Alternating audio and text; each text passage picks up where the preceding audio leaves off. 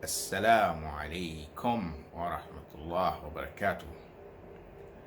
بسم الله والصلاة والسلام على Rasulullah.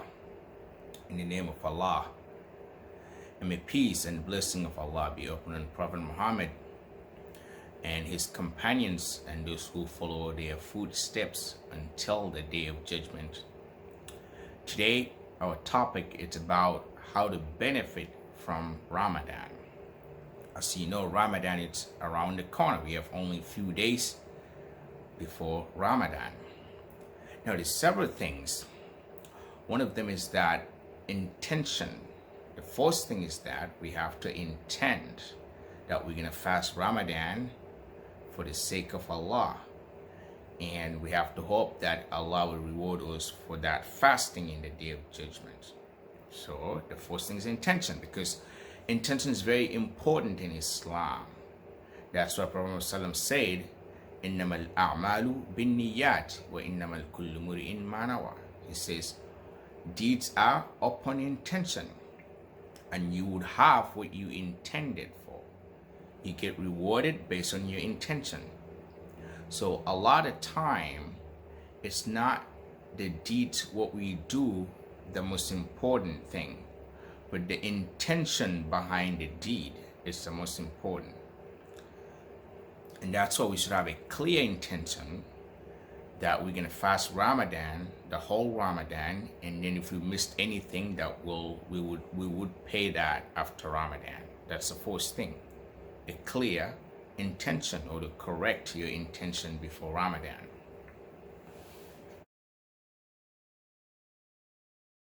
The second thing is praying on time. So this is very important, especially in Ramadan. We have to make sure at least we do the 5 daily prayers on time. If you're someone who doesn't pray on time or you don't pray some of the 5 daily prayers, you have to make sure at least in Ramadan you pray the 5 daily prayers, because they are the obligatory prayers, and you have to make sure also you pray them on time. So a lot of time, a lot of people, they be fasting in Ramadan and they would sleep, the prayer time would pass them, they wouldn't pray, or they wouldn't pray on time. And when the time come to go to masjid, like Taraweeh prayer, they would rush to go and pray Taraweeh. So you pray the Taraweeh prayers and you neglect the 5 daily prayers, which are obligatory. That's a problem right there.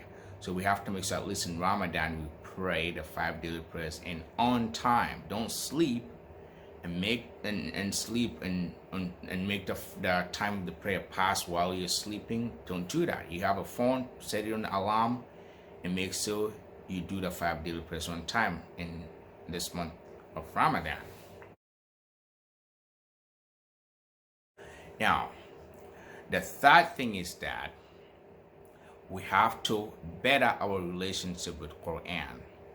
Ramadan, it's a month of Quran. That's why some people call it Shahrul Quran, the month of Quran.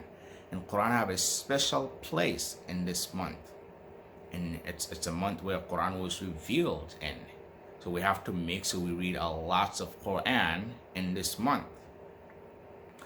When we say reading a lot of Quran, doesn't mean you have to finish the Quran like some people would do. They were going to rush through it to try to finish the whole Quran, and then they would brag about it. Oh, I finished the Quran twice or 3 times in the month of Ramadan.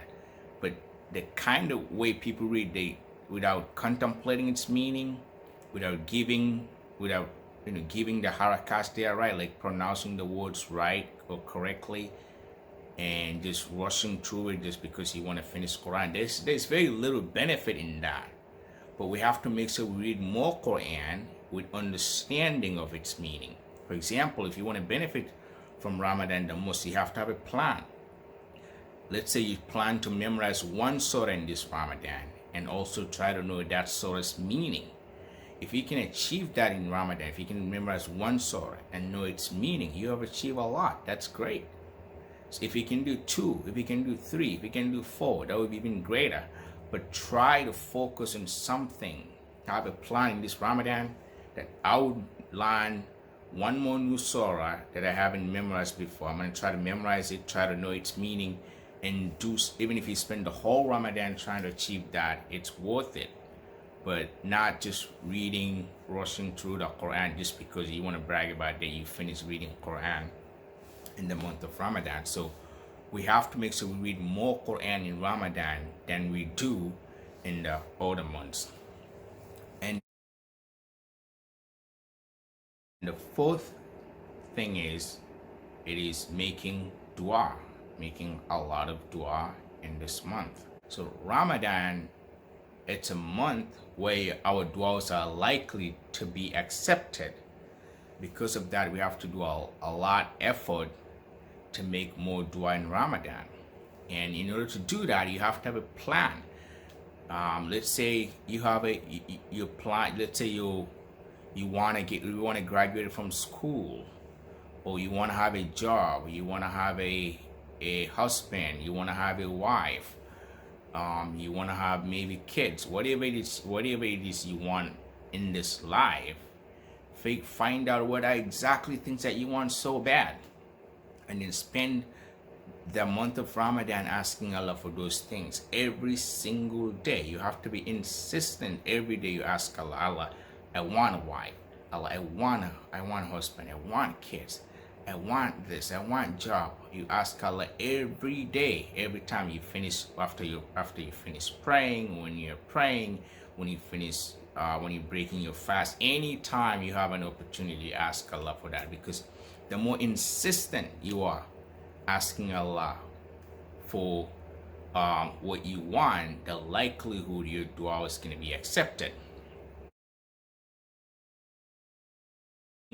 Our behavior. Number 5 is changing our behavior. So Ramadan is a time where we should try to modify and change some of our behaviors. All of us, we have some bad behaviors. Maybe you like to insult a lot. You like to say too many bad words, or you talk too much. You watch too much TV. You watch a lot of things that you're supposed to not watch, some haram stuff, or you listen to something you're supposed to not listen to. In this Ramadan, have a plan. Try to give up some of those bad habits. And let's say you smoke cigarette. Maybe you're going to say, in this Ramadan, I'm going to try to give up smoking, and have a plan to try to give up on that smoking. You know, if you like to say bad words, have a plan this Ramadan, I'm going to stop saying bad words. If you talk too much, make it a plan. In this Ramadan, I will make sure I limit my talking. I'm going to be a quiet person now. I wouldn't say things that I'm supposed to not say. Try to modify your behaviors as much as you can. Think about yourself. Think about things you think you have and they are bad behaviors, and try to use this Ramadan as opportunity to quit, or at least limit doing those bad things. So Ramadan is a time for change, but in order to benefit from it, you must have a plan. You must have a plan how much Quran you want to read, when you're going to read them, what time you're going to read, things you want to give up on. If you get in Ramadan with a clear plan, you're going to be able to benefit from it the most. And this is what we have for this video. And thanks for watching. Make sure you like and subscribe and share. And if you want us to make more videos about Ramadan and fasting, let me know in the comment. وهذا ما أقول وأستغفر الله العظيم وأتوب إليه. سبحان ربك رب العزة عما يصفون والسلام على المرسلين والحمد لله رب العالمين. السلام عليكم.